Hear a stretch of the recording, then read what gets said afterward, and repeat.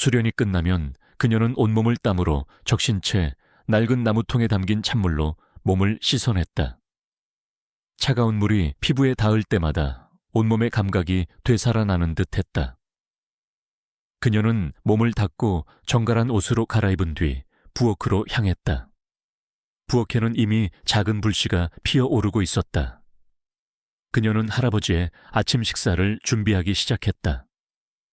아버지가 돌아가신 후 어머니가 남겨주신 요리책을 보며 독학으로 익힌 그녀의 요리 솜씨는 이미 동네에서 알아주는 수준이었다. 특히 그녀가 끓이는 된장찌개는 깊고 구수한 맛으로 사람들의 입맛을 사로잡았고 그녀의 손맛은 할아버지의 식욕을 돋우는 유일한 약이었다. 할아버지 식사하세요. 이지은은 할아버지의 방문을 조심스럽게 열었다. 방 안에는 한때 건장했던 무술인의 모습은 온데간데 없고 병환으로 인해 쇠약해진 이태산 할아버지가 힘없이 누워 계셨다. 그의 얼굴에는 깊은 주름이 패여 있었지만 손녀를 바라보는 눈빛만은 여전히 따뜻하고 인자했다. 오냐 우리 지은이. 오늘도 수련하느라 고생했구나. 이태산은 희미한 미소를 지으며 손녀딸의 손을 잡았다. 그의 손은 무술인에 거친 흔적이 남아 있었지만 그 따뜻함만은 변하지 않았다. 이지은은 할아버지의 손을 잡고 그의 천을 느꼈다. 그녀에게 할아버지는 세상에 남은 유일한 가족이었고 그녀의 삶의 전부였다. 그녀는 할아버지가 좋아하는 부드러운 죽과 정갈한 나물 반찬을 상에 올렸다. 할아버지는 손녀가 정성껏 차려준 밥상을 보며 미소를 지었다. 지은아, 너희 부모님도 너처럼 훌륭한 무술인이었는데. 이태산의 목소리에는 아련한 그리움이 묻어 있었다. 이지은은 그런 할아버지의 모습을 보며 가슴 한편이 아려왔다. 그녀는 부모님의 얼굴을 또렷이 기억하지 못했다. 그녀에게 부모님은 낡은 사진 속에 희미한 미소와 할아버지의 회상 속에 존재하는 그리움의 조각일 뿐이었다. 하지만 그녀는 부모님이 남겨주신 유품, 즉 아버지의 무술 비급과 어머니의 요리책을 통해 그들의 흔적을 더듬어갔다. 식사를 마치고 할아버지의 약을 챙겨드린 후 이지은은 무도관의 문을 열었다. 무도관은 평화로웠지만 텅 빈 공간은 그녀에게 알 수 없는 외로움을 느끼게 했다. 그녀는 어린 시절부터 무술을 배우고 도관을 지키며 살아왔다. 친구들은 그녀를 도관의 신비한 소녀라고 불렀고 그녀의 삶은 늘 세상과 동떨어져 있었다. 그녀는 남들처럼 평범한 삶을 살고 싶었지만 그녀의 삶은 이미 정해진 운명의 길을 걷고 있었다. 오후가 되자 무도관에는 아이들의 활기찬 웃음소리가 울려 퍼졌다. 이지은이 아이들에게 무술을 가르치는 시간이었다. 그녀는 아이들에게 단순한 기술뿐만 아니라 예의 범절과 올바른 마음가짐을 함께 가르쳤다. 그녀는 아이들의 눈높이에 맞춰 유연하고 재미있는 방식으로 무술을 가르쳤고 아이들은 그녀를 지은 사부님이라 부르며 따랐다. 아이들의 맑은 웃음소리는 그녀의 외로움을 달래주는 유일한 위안이었다. 그날 저녁 무도관의 모든 일과를 마친 후 이지은은 자신의 방으로 돌아왔다. 그녀의 방 한쪽에는 그녀의 부모님이 남겨주신 낡은 책상이 놓여 있었다. 그녀는 조심스럽게 책상 서랍을 열고 오래된 나무 상자 하나를 꺼냈다. 상자 안에는 아버지의 낡은 도복과 함께 빛바랜 책 한 권이 들어있었다. 이 책은 그녀가 부모님에 대해 아는 모든 것이었다. 아버지의 무술 비급과 어머니가 적어둔 삶의 지혜가 담긴 책이었다.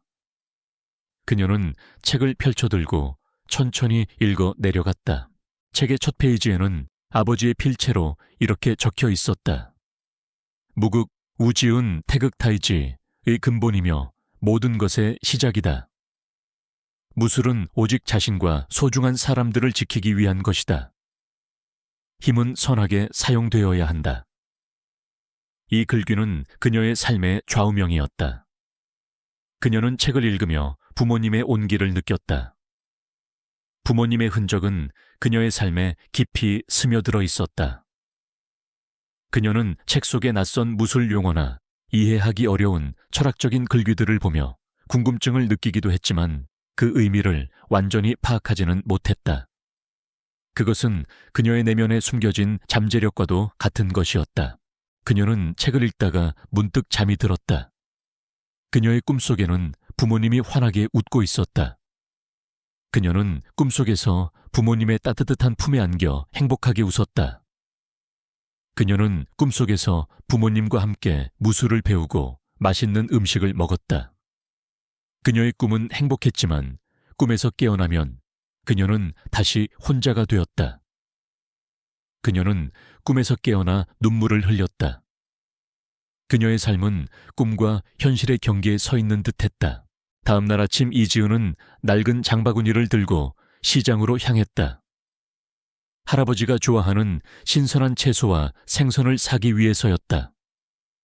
이른 아침 시장은 이미 사람들로 북적였다. 활기찬 시장 풍경은 그녀의 마음을 조금이나마 달래주었다. 그녀는 장을 보고 집으로 돌아가는 길이었다. 좁은 골목길을 지나던 그녀의 귀에 다급한 외침 소리가 들려왔다. 저기요, 제발 좀. 이지은은 소리가 나는 쪽으로 고개를 돌렸다. 한 젊은 여성이 험악한 인상의 남자 2명에게 둘러싸여 있었다. 그녀의 얼굴은 공포에 질려 있었고 그녀의 손에는 작은 가방이 들려 있었다. 남자들은 그녀의 가방을 뺏으려고 위협하고 있었다. 이지은은 잠시 망설였다. 그녀는 자신의 무술 실력을 드러내는 것을 좋아하지 않았다. 하지만 그녀는 할아버지의 가르침을 떠올렸다. 힘은 선하게 사용되어야 한다. 그녀의 눈빛이 순식간에 날카롭게 변했다. 그녀는 장바구니를 바닥에 내려놓고 그들에게 다가갔다. 무슨 일이죠? 이지은의 차분한 목소리에 남자들은 그녀를 쳐다보며 비웃었다. 네오는 뭐야? 꼬맹이는 저리 비켜. 이분에게서 떨어지세요. 이지은은 단호하게 말했다. 남자들은 그녀의 작은 체구를 보고 우습게 여겼다. 그들은 그녀에게 주먹을 휘둘렀다. 이지은은 재빠르게 몸을 움직여 남자들의 공격을 피했고 동시에 절도 있는 동작으로 그들을 제압했다.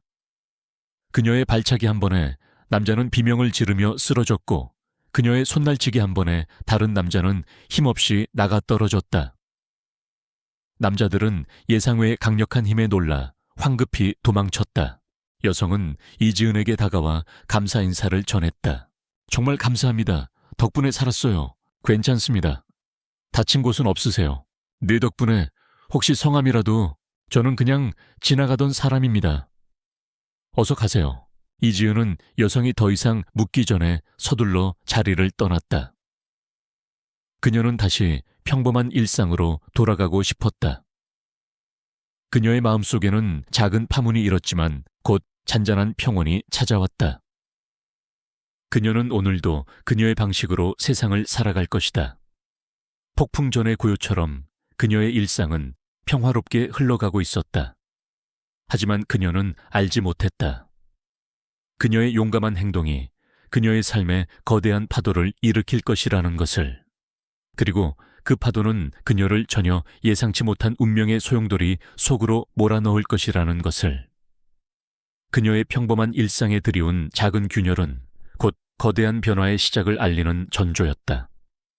이 이야기는 이제 막 시작되고 있었다. 그녀는 강하고 따뜻하며 정의로운 사람이었다. 하지만 세상은 그녀의 그런 모습을 그대로 두지 않을 것이다. 고요하던 이지은의 일상에 균열이 생기기 시작한 것은 어느 화창한 주말 오후였다. 그녀는 평소처럼 할아버지의 식사를 챙겨드린 후 가벼운 운동복 차림으로 동네 뒷산을 올랐다. 숲길을 따라 걷는 그녀의 발걸음은 가볍고 경쾌했다. 서울의 소음이 멀리 사라지고 대신 숲속의 새소리와 바람소리가 그녀의 귓가를 간지럽혔다. 그녀는 깊게 숨을 들이마셨다. 신선한 공기가 폐부 깊숙이 들어와 그녀의 마음을 정화시키는 듯했다. 숲길을 걷는 동안 그녀의 마음은 평화로웠다. 그녀는 이 평화로운 시간이 영원히 계속되기를 바랐다. 그러나 그녀의 내면에 깊숙이 잠들어 있던 예민한 감각은 숲의 고요함 너머로 다가오는 미세한 불안을 감지하고 있었다. 그것은 마치 폭풍 전의 전조와도 같았다. 이지은은 숲길을 한참 걸어 올라가 깎아지른 듯한 절벽이 내려다 보이는 작은 공터에 도착했다. 이곳은 그녀가 어릴 적부터 자주 찾던 비밀스러운 장소였다. 절벽 아래로는 차들이 바쁘게 오가는 자동차 전용 도로가 보였고 멀리로는 도심의 빌딩 숲이 아득하게 펼쳐져 있었다. 그녀는 절벽 끝에 앉아 맑은 하늘을 올려다보았다. 따스한 햇살이 그녀의 얼굴을 감쌌다. 눈을 감고 평온한 시간을 만끽하던 그녀의 귀에 갑자기 굉음이 들려왔다. 기광! 자동차 타이어가 마찰되는 끔찍한 소리와 금속이 부딪히는 굉음이었다. 이지은은 화들짝 놀라 눈을 떴다. 그녀의 눈에 들어온 것은 믿을 수 없는 광경이었다. 절벽 아래 도로에서 검은색 스포츠카 한 대가 미친 듯이 질주하더니 갑자기 방향을 잃고 가드레일을 들이받았다. 충격과 함께 차는 공중으로 솟구쳤고 끔찍한 회전을 거듭하며 절벽 아래로 곤두박질치고 있었다. 그 모든 것이 너무나 순식간에 벌어져 이지은은 숨조차 제대로 쉴 수 없었다. 그녀의 심장이 쿵하고 떨어지는 것 같았다. 그녀의 머릿속에는 오직 한 가지 생각뿐이었다. 젖혀 있는 사람을 구해야 한다. 그녀는 망설일 틈도 없이 몸을 일으켜 절벽 아래로 뛰어내렸다. 아찔한 높이와 거친 경사는 일반인이라면 감히 상상조차 할 수 없는 곳이었지만 이지은에게는 달랐다. 그녀의 몸은 마치 훈련된 군인처럼 민첩하고 유연했다. 그녀는 나뭇가지와 바위 틈을 움켜쥐고 몸을 지탱하며 절벽을 빠르게 내려갔다. 그녀의 발이 땅에 닿자마자 그녀는 그대로 절벽 중간쯤에 아슬아슬하게 매달려 있는 자동차를 향해 전력 질주했다. 자동차는 이미 절반 정도가 절벽 아래로 추락해 있었고 금방이라도 떨어질 듯 위태로워 보였다. 자동차는 완전히 뒤집어져 있었고 운전석에 있는 남자는 안전벨트에 묶인 채 의식을 잃은 듯 보였다. 그의 얼굴은 피로 얼룩져 있었지만 한눈에 봐도 뚜렷한 이목구비와 잘생긴 외모를 지니고 있었다. 그의 머리 위로 끊어진 전선에서 불꽃이 튀었고 연료통에서는 기름이 흘러나오고 있었다. 폭발은 시간 문제였다. 이지은은 남자의 얼굴을 보며 잠시 멈칫했지만 곧 정신을 차리고 그의 상태를 살폈다. 정신 차리세요. 정신 차리세요. 이지은은 남자를 흔들어 깨웠지만 그는 미동도 하지 않았다. 그녀는 더 이상 지체할 수 없다고 판단했다. 그녀는 주저없이 손날로 유리창을 내리쳤다. 팡! 날카로운 소리와 함께 유리창이 산산조각 났다. 그녀는 재빨리 안전벨트를 끊어내고 남자를 차 밖으로 끌어내려고 했다. 하지만 남자의 몸은 예상외로 무거웠다. 그녀는 온몸의 힘을 다해 그를 끌어냈다. 그 순간 자동차의 연료통에서 불꽃이 튀었다.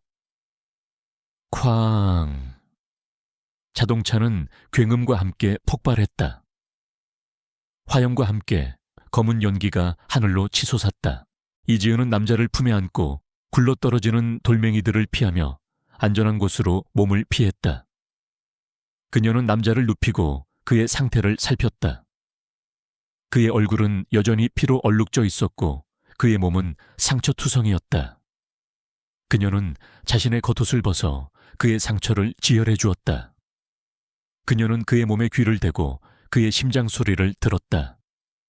다행히 그의 심장은 여전히 뛰고 있었다. 그녀는 안도의 한숨을 내쉬었다. 그녀는 주위를 둘러보았다. 이미 사고 소식을 듣고 많은 사람들이 달려와 있었다. 사람들은 그녀가 한 일을 보고 경악했다. 한 남자가 그녀에게 다가와 말을 걸었다. 아가씨, 괜찮아요. 어떻게 저런 일을...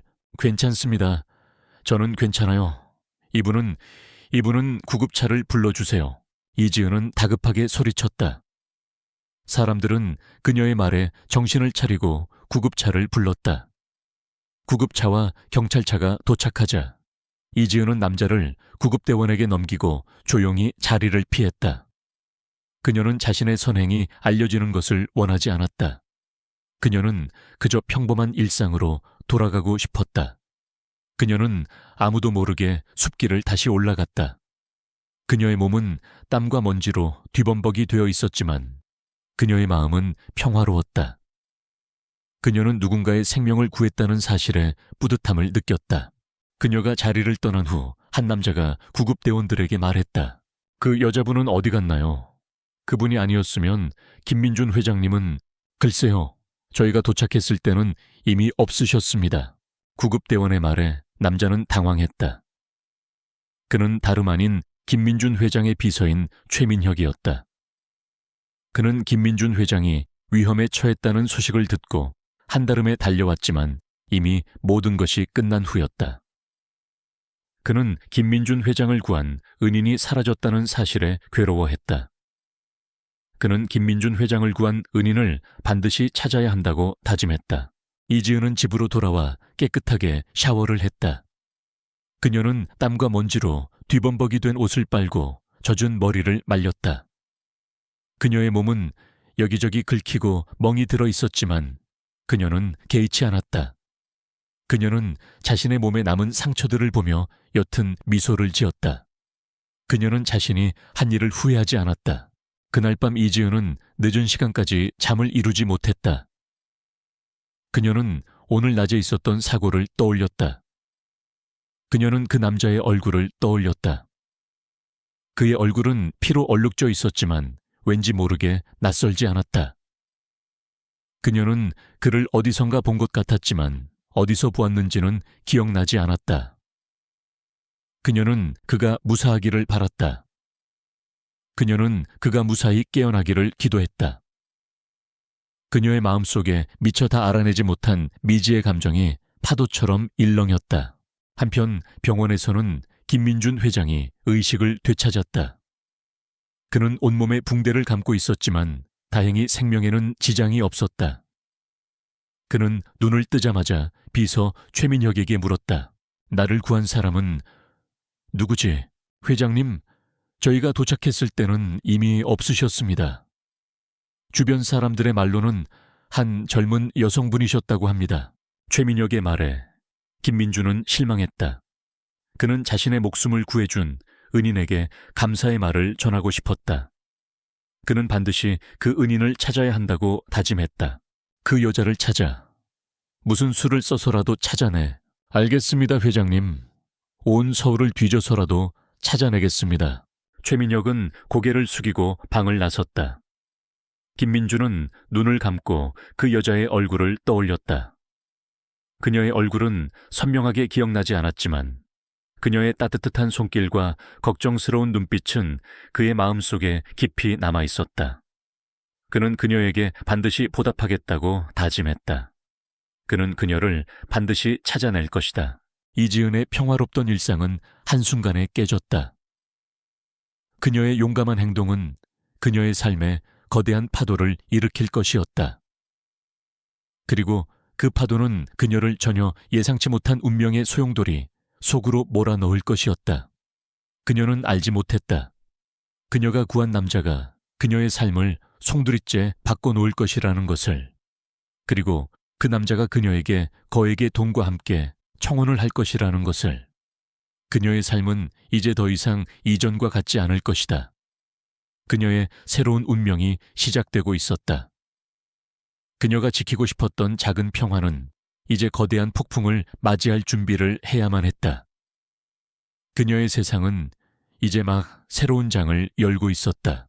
김민준은 병실에 누워 회복하는 동안 단 한순간도 자신을 구해준 여자를 잊지 못했다. 그의 머릿속에는 온통 그녀의 잔상이 가득했다. 그의 차가운 몸을 감싸주던 그녀의 따뜻한 손길, 걱정스러운 눈빛, 그리고 사라지기 전에 단호한 뒷모습까지. 그녀의 존재는 그의 생명을 구해준 은인이자 그의 삶의 방향을 바꿔놓은 신비로운 존재였다. 그는 병실 창밖으로 보이는 도시의 풍경을 바라보며 그녀의 얼굴을 떠올렸다. 그녀의 이름조차 모르지만 그녀의 존재는 그의 삶에 깊은 흔적을 남겼다. 초회비서, 아직도 그 여자분을 찾지 못했나? 최민혁은 김민준의 질문에 고개를 숙였다. 회장님, 송구스럽게도 온 서울을 뒤졌지만 그 여자분에 대한 단서는 전혀 찾지 못했습니다. 사고 현장 주변에 CCTV도 모두 손상되어 확인할 수 없었습니다. 김민준은 그의 말에 실망감을 감추지 못했다. 그러나 그의 의지는 꺾이지 않았다. 그는 자신의 육체적 회복 속도보다 더 빠르게 정신적으로 그녀를 찾아야 한다는 강렬한 열망에 사로잡혔다.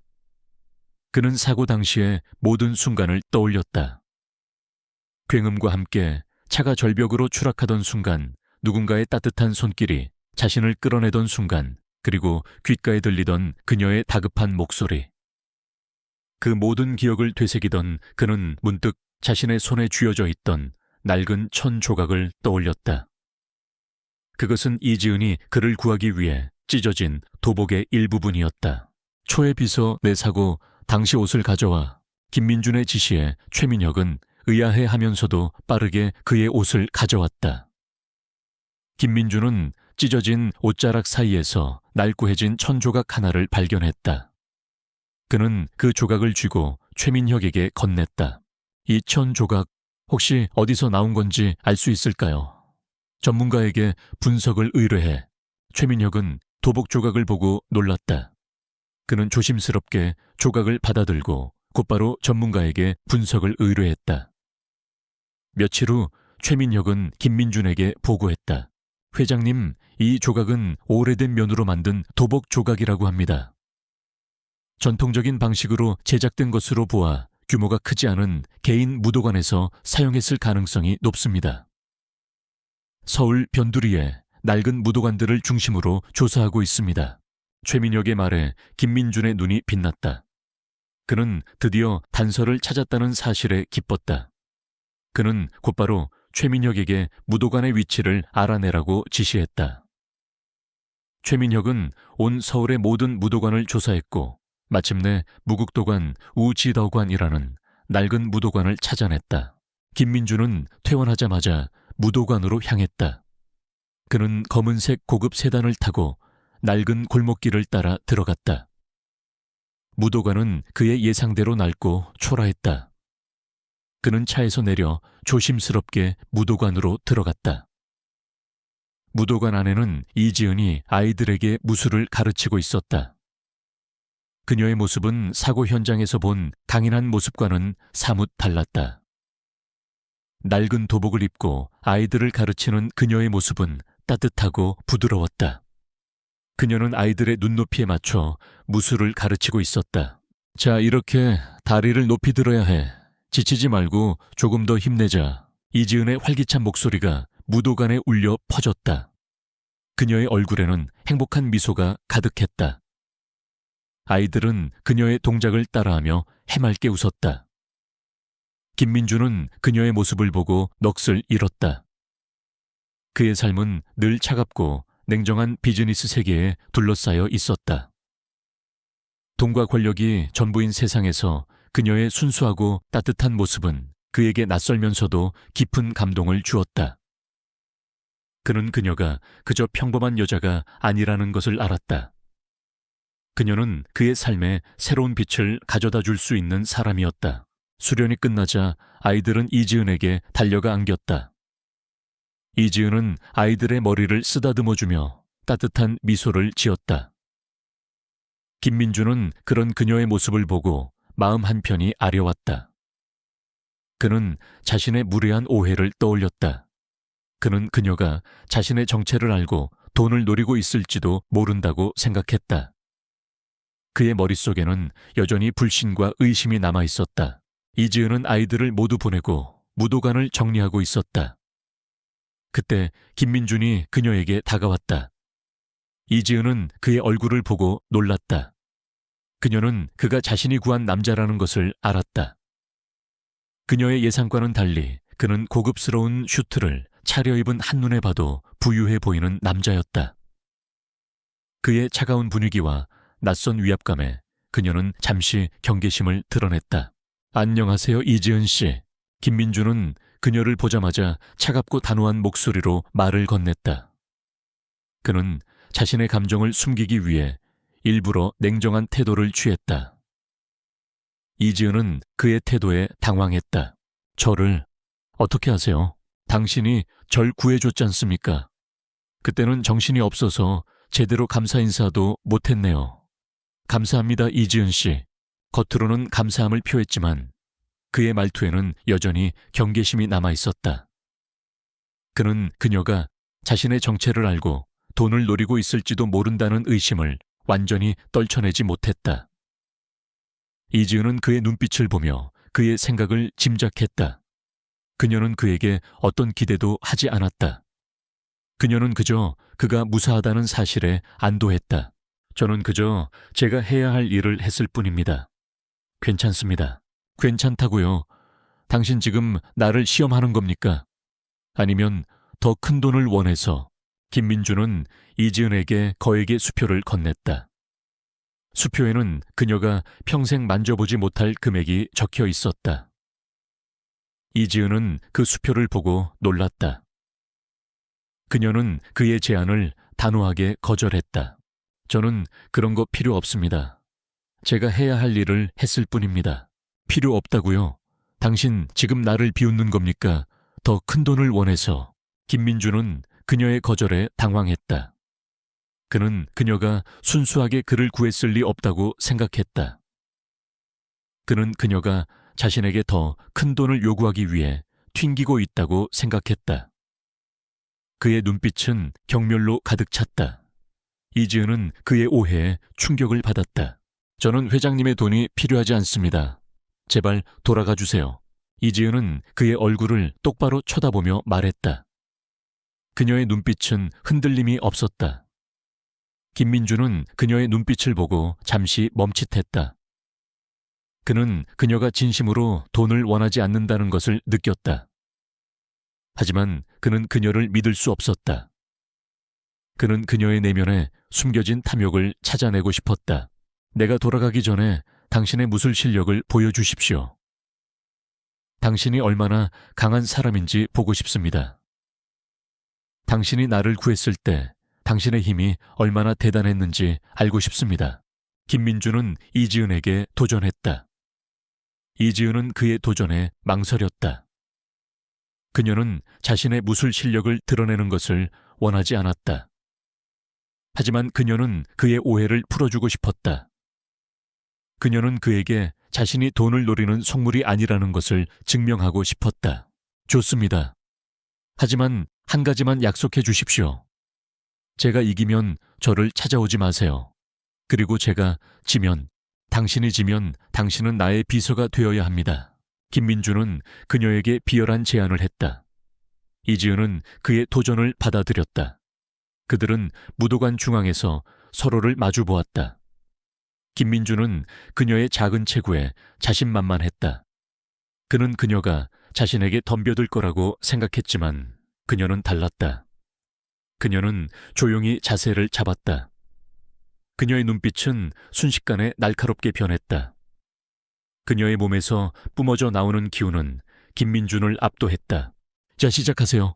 이지은의 목소리는 차분했지만 그녀의 눈빛은 이미 싸움을 시작하고 있었다. 김민준은 그녀의 기에 눌려 잠시 멈칫했다. 그는 그녀가 생각했던 것보다 훨씬 더 강한 사람이라는 것을 느꼈다. 그는 주먹을 쥐고 그녀에게 달려들었다. 이지은은 그의 주먹을 가볍게 피하고 그의 몸을 돌려 그의 뒤로 돌아갔다. 그녀의 움직임은 마치 바람처럼 빨랐다. 김민주는 그녀의 움직임을 따라잡을 수 없었다. 그녀는 그의 몸을 감싸고 그의 팔을 꺾었다. 그는 고통스러운 비명을 질렀다. 당신, 어떻게 이런 힘을... 김민주는 놀랐다. 그는 그녀가 자신보다 훨씬 더 강한 사람이라는 것을 깨달았다. 그는 그녀에게 완전히 제압당했다. 이지은은 그의 팔을 놓고 그에게 말했다. 말씀드렸잖아요. 저는 그저 제가 해야 할 일을 했을 뿐이라고. 이제 그만 돌아가 주십시오. 이지은은 그의 얼굴을 똑바로 쳐다보며 말했다. 그녀의 눈빛에는 더 이상 흔들림이 없었다. 김민주는 그녀의 눈빛을 보고 패배를 인정했다. 그는 그녀가 돈을 노리는 속물이 아니라는 것을 깨달았다. 그녀는 그저 자신의 삶을 조용히 살아가고 싶어 하는 강인하고 순수한 여자였다. 그는 그녀에게 미안함을 느꼈다. 그는 그녀의 손을 잡고 말했다. 이지은 씨, 정말 죄송합니다. 제가 당신을 오해했습니다. 저는 당신이 돈을 노리는 속물이라고 생각했습니다. 하지만 당신은 저보다 훨씬 더 강하고 훌륭한 사람이었습니다. 저를 용서해 주십시오. 김민주는 그녀에게 고개를 숙여 사과했다. 이지은은 그의 진심 어린 사과에 눈물을 흘렸다. 그녀는 그를 용서해 주었다. 그녀는 그가 자신을 오해했더라도 그녀를 찾아와 사과했다는 사실에 감동했다. 그녀는 그의 따뜻한 손길에 마음이 놓였다. 그녀는 그의 손을 잡고 말했다. 괜찮아요. 이제 모든 것이 끝났어요. 우리는 다시 시작할 수 있어요. 이지은의 말에 김민주는 그녀를 꽉 끌어안았다. 그는 그녀의 따뜻한 품에 안겨 말했다. 이지은 씨, 당신은 내 삶의 가장 아름다운 기적입니다. 당신 덕분에 저는 진정한 사랑이 무엇인지 알게 되었습니다. 고맙습니다. 그리고 사랑합니다. 김민준의 진심 어린 고백에 이지은은 눈물을 흘렸다. 그녀는 그의 품에 안겨 말했다. 저도 사랑합니다, 민준 씨. 저를 사랑해 주셔서 고마워요. 그들은 서로를 끌어안고 벤치에 앉아 있었다. 눈부신 햇살 아래 그들의 모습은 한 폭의 그림 같았다. 아이는 그들의 품에 안겨 평화롭게 잠들었다. 김민주는 이지은의 어깨에 기댄 채 멀리 흘러가는 강물을 바라보았다. 그의 눈에는 희망과 사랑이 가득했다. 그의 곁에는 그가 가장 사랑하는 두 사람이 있었다. 그는 비로소 진정한 행복을 찾았다. 김민주는 이지은의 진심을 알게 된 후 그녀를 향한 오해와 경멸을 모두 내려놓았다. 그의 마음속에는 미안함과 함께 그녀의 강인함에 대한 깊은 존경심이 자리 잡았다. 그는 자신의 무례한 행동을 뉘우치며 그녀에게 진심으로 다가갔다. 그들의 관계는 급속도로 가까워졌다. 김민주는 매일 무도관에 찾아와 이지은의 옆을 지켰다. 때로는 그녀의 할아버지와 따뜻한 대화를 나누기도 하고 때로는 아이들과 함께 땀을 흘리며 무술을 배우기도 했다. 무도관에는 김민준의 따뜻한 웃음소리가 울려 퍼졌다. 그의 존재는 낡고 고요했던 무도관에 새로운 활기를 불어넣었다. 이지은은 김민준의 변화에 놀랐다. 그녀는 차갑고 오만한 CEO인 줄 알았던 그가 사실은 따뜻하고 다정한 사람이라는 것을 알았다. 그녀의 마음은 그를 향해 서서히 열리기 시작했다. 그녀는 그의 곁에 있을 때마다 따뜻한 안정감을 느꼈다. 그들은 서로의 상처를 보듬어주고 서로의 외로움을 채워주었다. 김민주는 그녀의 과거 아픔을 이해하고 위로해 주었고 이지은은 그의 내면에 숨겨진 외로움과 고독을 감싸주었다. 그들의 사랑은 봄날의 꽃처럼 아름답게 피어났다. 그들은 함께 있을 때 비로소 완전해지는 느낌을 받았다. 어느 날 저녁 김민주는 이지은과 함께 무도관의 마루에 앉아 밤하늘을 올려다보았다. 도시의 불빛에 가려져 별이 잘 보이지 않았지만 그들의 눈에는 서로의 존재가 별빛처럼 빛나고 있었다. 민준 씨, 저기 저 별 보이세요? 저 별은 사실 빛이 아주 오래전에 사라진 별이래요. 하지만 우리는 여전히 그 빛을 보고 있죠. 이지은은 하늘의 한 점을 가리키며 말했다. 김민주는 그녀의 말에 고개를 끄덕였다. 당신 말처럼 우리는 과거의 아픔 속에서 살아갑니다. 하지만 그 아픔 속에서도 우리는 희망을 발견하고 새로운 빛을 찾아 나갑니다. 당신이 저에게 그런 빛이 되어주었습니다. 김민주는 이지은의 손을 잡고 말했다. 그의 목소리는 진심으로 가득 차 있었다. 이지은은 그의 따뜻한 손길에 눈물을 흘렸다. 그녀는 그가 자신을 진심으로 사랑하고 있다는 것을 알았다. 그녀는 그의 품에 안겨 말했다. 저도 민준 씨 덕분에 빛을 찾았어요. 민준 씨 사랑해요. 그들의 사랑은 깊어지고 단단해졌다. 그들은 서로에게 기대어 서로의 삶을 채워주었다. 그들의 사랑은 너무나도 아름다웠지만 그들의 행복은 오래가지 못했다. 김민준의 사고를 틈타 그의 회사를 노리던 경쟁사 즈스그룹의 회장 박태준이 그들의 행복을 산산조각 내버렸다.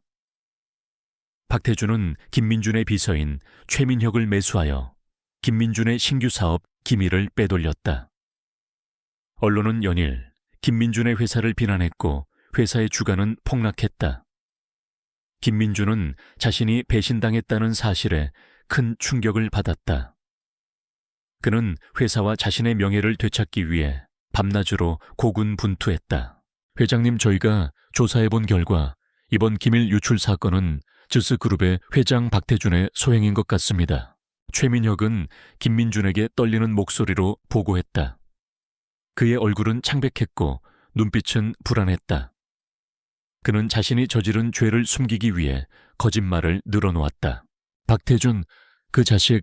김민준은 분노의 치를 떨었다. 그는 박태준의 비열한 행동에 분노했지만 한편으로는 자신을 믿어주지 않았던 최민혁에게 깊은 배신감을 느꼈다. 그는 최민혁의 보고를 듣고 박태준에게 복수하기로 결심했다. 하지만 그는 알지 못했다. 최민혁이 자신을 배신하고 박태준과 손을 잡았다는 것을, 그리고 박태준이 그들의 다음 목표로 이지은을 노리고 있다는 것을. 박태준은 김민준을 무너뜨리기 위해 이지은을 이용하기로 마음먹었다. 그는 김민준의 옆을 지키는 이지은의 존재를 알고 있었다.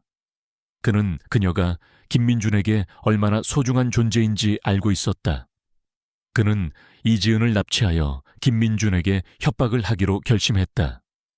그는 최민혁에게 이지은을 납치하라고 지시했다. 최민혁은 박태준의 지시에 따라 이지은을 납치하기 위해 무도관으로 향했다. 그날 오후 이지은은 할아버지와 함께 무도관에서 평화로운 시간을 보내고 있었다. 아이들은 모두 돌아갔고 무도관에는 정적만이 흘렀다. 그녀는 할아버지의 약을 챙겨드리고 있었다.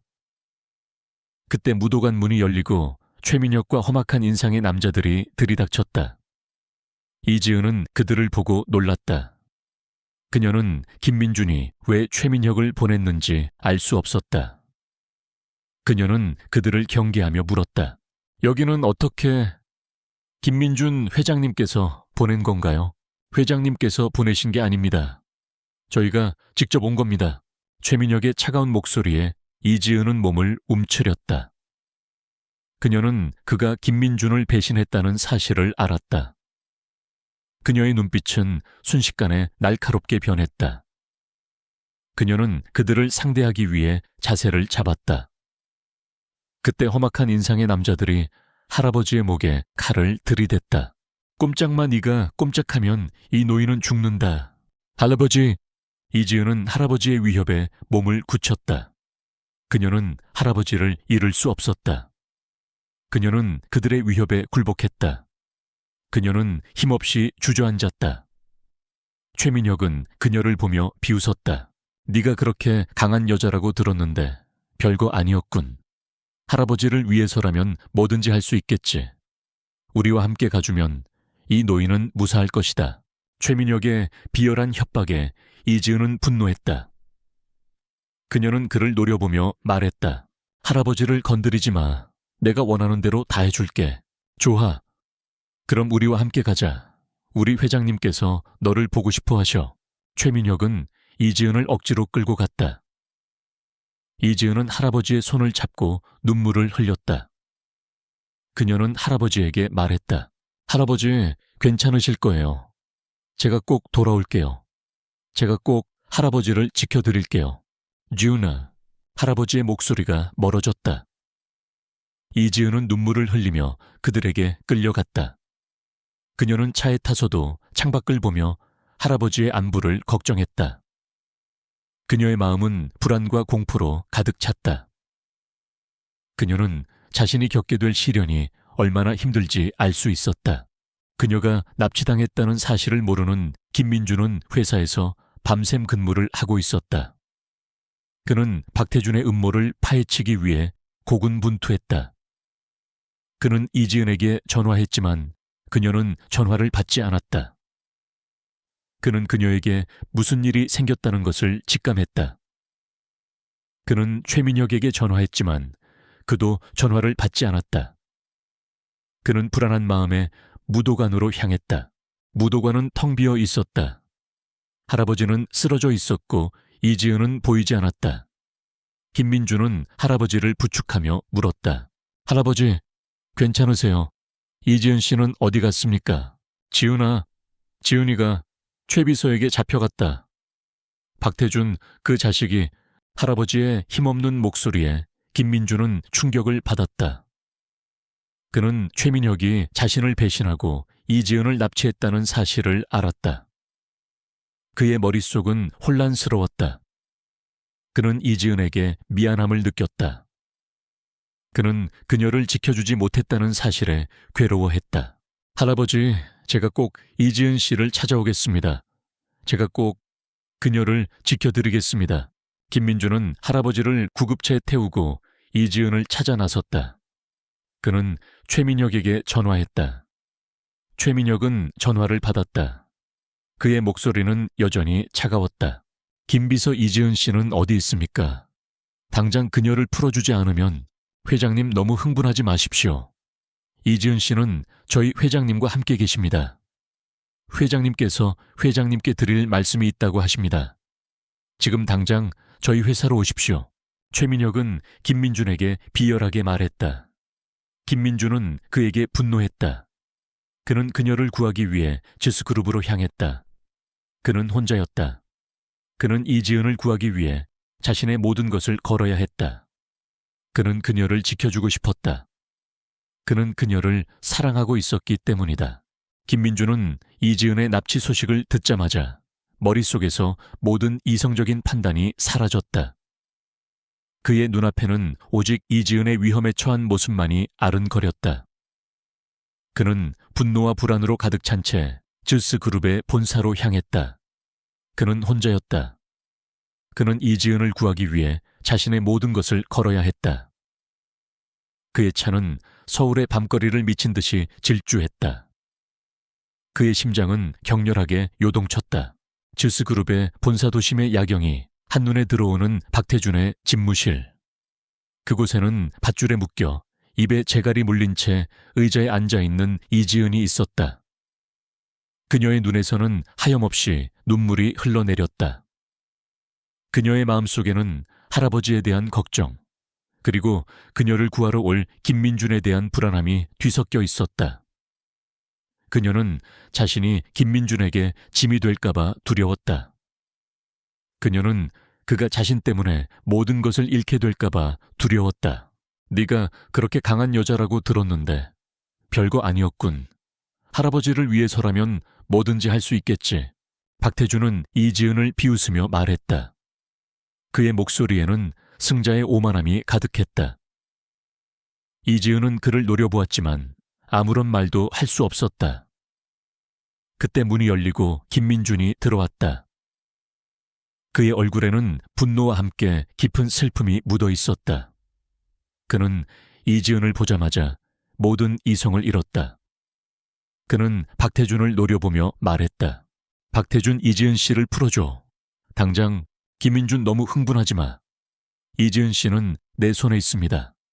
당신이 이지은 씨를 구하고 싶다면 당신의 회사와 모든 것을 내게 넘겨야 합니다. 당신의 모든 것을 포기하면 이지은 씨는 무사할 겁니다. 박태준은 김민준에게 비열한 제안을 했다. 이지은은 김민준의 얼굴을 보며 눈물을 흘렸다. 그녀는 그가 자신을 구하기 위해 모든 것을 포기할 것이라는 것을 알았다. 그녀는 그가 자신 때문에 희생하는 것을 원하지 않았다. 그녀는 고개를 저으며 그에게 소리쳤다. 안 돼요 하지 마세요. 저 때문에. 회장님을 희생시키지 마세요. 이지은은 묶인 채 발버둥 쳤지만 그녀의 목소리는 재갈에 막혀 알아들을 수 없었다. 박태준은 그녀를 비웃으며 말했다. 김민준 들었지? 이지은 씨는 당신을 사랑하고 있습니다. 그녀를 구하고 싶다면 나의 제안을 받아들이세요. 박태준은 김민준에게 최후의 통첩을 했다. 김민준은 박태준을 노려보며 말했다. 박태준, 내가 당신의 제안을 받아들이면 이지은 씨를 풀어줄 겁니까? 그럼 나는 약속을 지키는 사람입니다. 당신이 나의 제안을 받아들이면 이지은 씨를 안전하게 돌려보내줄 겁니다. 그리고 당신은 다시는 이지은 씨를 만날 수 없을 겁니다. 박태준의 비열한 말에 김민준은 분노했다. 그는 그녀를 잃을 수 없었다. 그는 그녀를 사랑하고 있었기 때문이다. 그는 박태준에게 말했다. 좋습니다. 당신의 제안을 받아들이겠습니다. 하지만 한 가지만 약속해 주십시오. 당신이 이지은 씨를 풀어주면 당신은 다시는 그녀를 건드리지 마십시오. 당신이 그녀를 건드리면 제가 당신을 가만두지 않을 겁니다. 김민준은 박태준에게 단호하게 말했다. 박태준은 그의 말에 비웃었다. 그는 김민준이 자신에게 굴복했다고 생각했다. 그는 이지은을 풀어주라고 최민혁에게 지시했다. 최민혁은 이지은의 재갈을 풀고 밧줄을 풀어주었다. 지은 씨, 괜찮으세요? 김민준은 이지은에게 달려가 그녀를 안아주었다. 그녀는 그의 품에 안겨 눈물을 흘렸다. 그녀는 그에게 미안함을 느꼈다. 그녀는 그가 자신 때문에 모든 것을 포기했다는 사실에 괴로워했다. 민준 씨, 왜 그러셨어요? 저 때문에. 괜찮습니다. 당신이 무사하면 그걸로 충분합니다. 당신이 다치지 않아서 다행입니다. 김민준은 이지은의 머리를 쓰다듬어주며 말했다. 그의 목소리는 따뜻했고 그의 눈빛은 사랑으로 가득했다. 이지은은 그의 따뜻한 마음에 눈물을 흘렸다. 그녀는 그를 사랑하고 있었기 때문이다. 그때 문이 열리고 경찰이 들이닥쳤다. 박태준은 놀랐다. 그는 경찰에게 잡히지 않기 위해 도망치려고 했지만 이미 늦었다. 경찰은 그를 체포했다. 그는 김민준을 노려보며 말했다. 김민준, 어떻게 된 거야? 박태준, 내가 당신의 제안을 받아들인다고 했을 때 나는 이미 당신의 음모를 알고 있었습니다. 나는 당신의 계략을 간파하고 경찰에게 모든 것을 신고했습니다. 당신은 이제 끝입니다. 당신은 모든 것을 잃게 될 겁니다. 김민준은 박태준을 비웃으며 말했다. 박태준은 김민준의 말에 충격을 받았다. 그는 자신이 김민준에게 속았다는 사실에 분노했다. 그는 김민준에게 달려들었지만 경찰에게 제압당했다. 최민혁은 박태준을 보고 놀랐다. 그는 자신이 박태준에게 이용당했다는 사실을 알았다. 그는 김민준에게 다가가 말했다. 회장님, 죄송합니다. 제가 박태준에게 속았습니다. 제가 회장님을 배신했습니다. 제가 회장님께 최비서, 당신의 죄는 당신 스스로가 감당해야 합니다. 나는 당신을 용서할 수 없습니다. 하지만 당신이 자신의 죄를 뉘우치면 언젠가 당신을 용서할 수 있을 겁니다. 김민준은 최민혁에게 차갑게 말했다. 최민혁은 김민준의 말에 눈물을 흘렸다. 그는 자신의 죄를 뉘우치고 경찰에 자수했다. 이지은은 김민준의 용기에 감동했다. 그녀는 그가 자신을 지키기 위해 얼마나 많은 노력을 했는지 알 수 있었다. 그녀는 그에게 미안함과 함께 깊은 사랑을 느꼈다. 그녀는 그의 손을 잡고 말했다. 민준 씨, 정말 고마워요. 저를 지켜주셔서 고마워요. 지은 씨, 이제 당신은 더 이상 위험하지 않습니다. 이제 당신은 안전합니다. 제가 당신을 평생 지켜드리겠습니다. 김민준은 이지은의 머리를 쓰다듬어주며 말했다. 그의 목소리는 따뜻했고 그의 눈빛은 사랑으로 가득했다. 이지은은 그의 품에 안겨 눈물을 흘렸다. 그녀는 그의 품에 안겨 행복하게 웃었다. 그녀는 드디어 자신의 삶을 찾았다. 그녀는 더 이상 그림자처럼 살지 않아도 되었다. 그녀는 이제 김민준의 사랑스러운 아내가 될 것이다. 그들의 사랑은 더욱 깊고 단단해졌다. 박태준과 최민혁이 체포된 후 세상은 한순간에 뒤집혔다. 언론은 연일 김민준 회장의 사고와 그를 둘러싼 경쟁사의 추악한 음모를 대대적으로 보도했다. 그들의 비열한 계략과 김민준의 용감한 행동은 전 국민의 관심사가 되었다. 김민준은 더 이상 차갑고 냉정한 CEO가 아니었다. 그는 자신의 사랑하는 사람을 지키기 위해 모든 것을 걸었던 영웅으로 떠올랐다. 이지은 역시 세간의 이목을 끌었다. 그녀의 뛰어난 무술 실력과 순수한 마음은 사람들에게 깊은 인상을 남겼다. 사람들은 그녀를 쿵푸 소녀라고 부르며 그녀의 용감함에 찬사를 보냈다. 이지은의 무도관은 평화로웠던 과거와 달리 많은 사람들로 북적였다. 그녀를 찾아오는 기자들과 팬들, 그리고 그녀에게 무술을 배우고 싶어 하는 사람들로 문전성시를 이루었다. 이지은은 쏟아지는 관심에 당황했지만 그녀는 꿋꿋하게 자신의 일상을 지켜나갔다. 그녀는 할아버지를 돌보고 아이들에게 무술을 가르치고 김민준의 곁을 지켰다. 김민준은 그런 이지은의 곁을 그림자처럼 지키며 그녀를 보호했다. 그는 그녀의 사생활을 존중하면서도 그녀가 불편해하지 않도록 모든 방패 역할을 자처했다. 지은 씨, 괜찮으세요? 기자들이 너무 많이 와서. 김민준은 이지은의 어깨를 감싸 안으며 말했다. 이지은은 그의 따뜻한 손길에 안도했다. 괜찮아요, 민준 씨. 저는 그저 제가 해야 할 일을 할 뿐이에요. 하지만 조금은 부담스럽네요. 걱정 마세요. 제가 다 해결해 드릴게요. 당신은 당신의 삶을 평화롭게 살아가면 됩니다. 김민준은 그녀의 머리를 쓰다듬어주며 말했다. 그의 눈빛에는 깊은 사랑과 함께 그녀를 지키겠다는 굳은 의지가 담겨 있었다. 이지은은 그의 따뜻한 마음에 눈물을 흘렸다. 그녀는 그가 자신을 진심으로 사랑하고 있다는 것을 알았다. 김민준은 이지은을 돕기 위해 기자회견을 열었다. 그는 기자들 앞에서 이지은에 대한 존경과 사랑을 솔직하게 고백했다. 이지은 씨는 제 생명의 은인이자 저의 삶을 바꿔놓은 사람입니다. 그녀는 돈이나 명예를 탐하지 않는 순수하고 강인한 사람입니다. 저는 그녀에게 평생 감사하며 살 것입니다. 그리고 그녀를 진심으로 사랑합니다. 그녀를 향한 악의적인 보도를 멈춰 주십시오. 김민준의 기자회견은 큰 반향을 일으켰다. 사람들은 그의 진심에 감동했고 이지은에 대한 모든 오해를 풀었다. 이지은은 김민준의 기자회견을 보며 눈물을 흘렸다. 그녀는 그가 자신을 위해 이렇게까지 해줄 줄은 몰랐다. 그녀는 그의 따뜻한 마음에 감동했다. 사건이 마무리된 후 김민준은 이지은을 자신의 집으로 초대했다.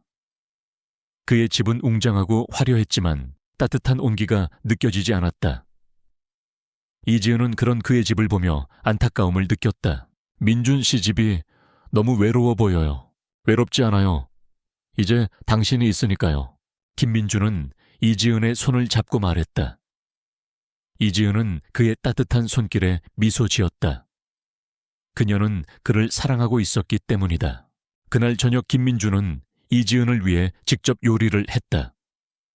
그는 요리를 잘하지 못했지만 그녀를 위해 정성껏 만들었다. 이지은은 그의 서툰 요리를 보며 웃었다. 민준 씨, 제가 할게요. 제가 더 잘해요. 아니요, 제가 할 겁니다. 당신을 위해 제가 직접 만들고 싶었어요. 김민준은 서툰 솜씨로 요리를 만들었고 이지은은 그의 요리를 맛보며 행복하게 웃었다. 그녀는 그의 따뜻한 마음에 감동했다.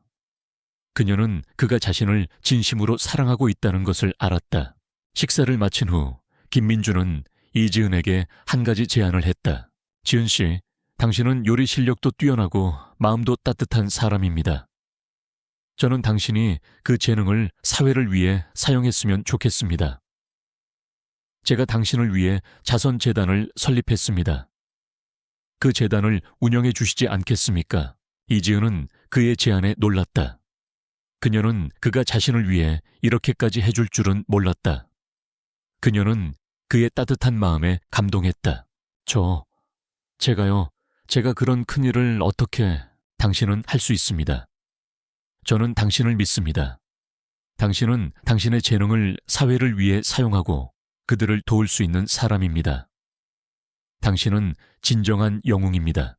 김민주는 이지은의 손을 꽉 잡고 말했다. 그의 눈빛은 흔들림이 없었다. 이지은은 그의 믿음의 눈물을 흘렸다. 그녀는 그의 제안을 받아들였다. 그녀는 자신의 재능을 사회를 위해 사용하고 싶었다. 그녀는 이한주와 함께 새로운 삶을 시작하고 싶었다. 며칠 후 김민주는 이지은을 무도관으로 데려갔다. 그곳은 그들의 추억이 가득한 장소였다. 그는 무도관의 마당 한가운데에 무릎을 꿇고 앉았다. 그의 손에는 작은 보석함이 들려 있었다. 보석함 안에는 아름다운 다이아몬드 반지가 반짝이고 있었다. 이지은 씨, 당신은 제 삶의 가장 아름다운 기적입니다. 당신을 만난 후 제 삶은 완전히 바뀌었습니다. 저는 이제 더 이상 외롭지 않습니다. 당신 덕분에 저는 진정한 사랑이 무엇인지 알게 되었습니다. 저와 결혼해 주시겠습니까? 김민준의 진심 어린 고백에 이지은은 눈물을 흘렸다. 그녀는 그의 따뜻한 마음에 감동했다. 그녀는 고개를 끄덕이며 말했다. 네, 민준 씨, 결혼할게요. 저와 결혼해 주세요. 김민주는 그녀의 손가락에 반지를 끼워 주었다. 반지는 그녀의 손가락에 완벽하게 들어맞았다. 그들은 서로를 끌어안고 행복하게 웃었다. 그들의 사랑은 다시 시작되었고 그들의 삶은 봄날처럼 활짝 피어났다. 그들은 서로를 끌어안고 벤치에 앉아 있었다. 눈부신 햇살 아래 그들의 모습은 한 폭의 그림 같았다. 그들의 사랑은 더욱 깊고 단단해졌다. 그로부터 3년의 시간이 흘렀다. 김민준과 이지은의 삶에는 더 이상 과거의 그늘이 드리워져 있지 않았다. 그들의 보금자리인 고풍스러운 한옥은 김민준이 이지은을 위해 특별히 개조한 곳으로 전통과 현대의 아름다움이 조화롭게 어우러져 있었다. 이 한옥은 무국도관의 정취를 간직하면서도 최신 시설을 갖추어 이지은의 할아버지가 편안하게 생활할 수 있도록 배려한 김민준의 깊은 사랑이 담겨 있었다. 할아버지는 이제 건강을 많이 회복하여 매일 손녀 부부와 함께 아침 식사를 하고 따뜻한 햇살 아래에서 손자 사위와 바둑을 두는 소소한 행복을 누렸다. 결혼 후 김민주는 회사 경영 일선에서 물러나지 않고 오히려 이지은의 든든한 버팀목이 되어주었다. 그는 회사를 사회적 기업으로 전환시키며 이지은의 철학을 회사 경영에 접목시켰다. 그는 회사의 이윤을 사회에 환원하는 다양한 프로젝트를 추진했고 소외된 이웃을 돕는 자선사업에 적극적으로 참여했다. 그의 리더십은 더욱 따뜻하고 인간적인 모습으로 변모했다. 사람들은 그를 따뜻한 리더십의 표본이라고 칭송했고 그의 회사인 GAK그룹은 사회적 책임을 다하는 모범기업으로 자리매김했다. 반면 이지은은 김민준이 설립한 자선재단인 사랑이 흐르는 강의 대표를 맡으며 바쁜 나날을 보냈다. 그녀는 재단을 통해 어려운 형편의 여성들에게 요리 기술을 가르쳐 자립할 수 있도록 도왔고 무술을 통해 심신을 단련할 수 있는 프로그램을 운영했다. 그녀의 따뜻한 마음과 강인한 정신은 많은 사람들에게 희망을 선물했고 그녀의 손길이 닿는 곳마다 행복의 꽃이 피어났다. 그녀는 무도관에 지은 사부님에서 더 나아가 사회 전체의 희망 사부님으로 존경받게 되었다. 김민주는 그런 이지은의 모습에 더욱 깊은 사랑을 느꼈다. 그는 그녀가 자신의 삶에 가져온 기적 같은 변화에 매일 감사했다. 어느 맑은 봄날 오후 이지은은 김민준과 함께 공원을 걷고 있었다. 그들의 옆에는 해맑게 웃고 있는 아이가 있었다. 아이는 소연의 손을 잡고 뛰놀았다. 소연은 아이의 웃음소리를 들으며 행복하게 미소 지었다. 그녀의 삶은 이제 더 이상 고통과 슬픔이 아니었다. 그녀의 삶은 기쁨과 행복으로 가득 차 있었다. 그녀의 눈빛은 과거의 아픔을 모두 씻어낸 듯 맑고 투명했다. 여보, 행복합니까? 김민준이 이지은의 손을 잡으며 물었다. 이지은은 그의 따뜻한 손길에 눈물을 흘렸다. 그녀는 고개를 끄덕이며 대답했다. 네 여보, 세상에서 가장 행복해요. 이지은의 대답에 김민준은 그녀의 손을 꽉 잡았다. 그의 눈빛에는 깊은 사랑이 담겨 있었다. 그는 그녀를 사랑했고 그녀를 평생 지켜주고 싶었다. 그는 그녀와 함께하는 이 시간이 영원히 계속되기를 바랐다. 그때 아이가 김민준에게 물었다. 아빠, 왜 사랑이 흐르는 강이에요? 강물은 흐르지 않는데. 아이는 이지은이 만든 자선재단의 이름에 대해 물었다. 이지은은 아이의 머리를 쓰다듬으며 말했다. 사랑은 강물처럼 흐르는 거야. 멈추지 않고 계속해서 흘러가는 거지. 우리 아이처럼 말이야. 이지은의 말에 아이는 해맑게 웃으며 그들의 품에 안겼다. 김민준은 이지은을 꽉 끌어안았다. 그들은 서로를 바라보며 미소 지었다. 그들의 미소는 지난 3년간의 아픔과 고통을 모두 씻어내는 것 같았다. 그들의 사랑은 더욱 깊고 단단해졌다. 김민준은 이지은에게 말했다. 지은 씨, 당신은 제 삶의 가장 아름다운 기적입니다. 당신 덕분에 저는 진정한 사랑이 무엇인지 알게 되었습니다. 고맙습니다. 그리고 사랑합니다. 김민준의 진심 어린 고백에 이지은은 눈물을 흘렸다. 그녀는 그의 품에 안겨 말했다. 저도 사랑합니다, 민준 씨. 저를 사랑해 주셔서 고마워요. 그들은 서로를 끌어안고 벤치에 앉아 있었다. 눈부신 햇살 아래 그들의 모습은 한 폭의 그림 같았다. 아이는 그들의 품에 안겨 평화롭게 잠들었다. 김민준은 이지은의 어깨에 기댄 채 멀리 흘러가는 강물을 바라보았다. 그의 눈에는 희망과 사랑이 가득했다. 그의 곁에는 그가 가장 사랑하는 두 사람이 있었다. 그는 비로소 진정한 행복을 찾았다. 서울의 숨막히는 도심을 벗어나 시간이 멈춘 듯한 오래된 주택가 깊숙한 곳에 무국도관 우 지덕관이라 불리는 작은 무도관이 자리하고 있었다. 빛바랜 나무 간판과 낡은 기와지붕은 수십 년의 세월을 묵묵히 견뎌낸 역사를 말해주고 있었다. 도관의 문을 열고 들어서면 잘 정돈된 자갈마당과 마당 한가운데 우뚝 서 있는 굵은 나무 기둥이 방문객을 맞이했다. 바람이 불 때마다 처마 끝에 매달린 낡은 풍경이 맑고 청가한 소리를 내며 세상의 소음과는 단절된 듯한 평화를 선사했다. 이곳은 20살의 이지은이 세상의 유일한 가족인 할아버지와 함께 살아가는 보금자리이자 그녀의 삶의 모든 것이었다. 이지은의 하루는 아직 별이 빛나는 새벽 세상이 잠들어 있는 시간부터 시작되었다. 희미한 달빛 아래 도관의 넓은 나무 마루 위에서 그녀는 홀로 수련에 매진했다. 낡은 도복에 소매를 걷어올린 그녀의 손과 발은 차가운 새벽 공기 속에서도 거침없이 움직였다.